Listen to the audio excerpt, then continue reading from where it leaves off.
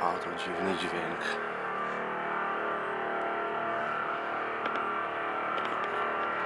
Proszę posłuchać.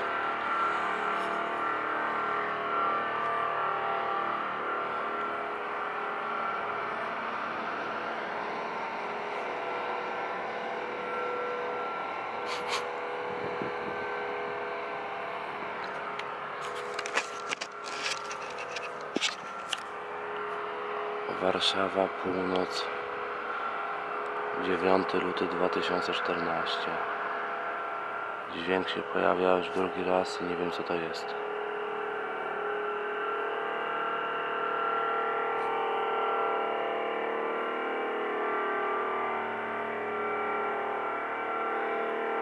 Dźwięk poprzedzony był jakby lataniem samolotów wojskowych.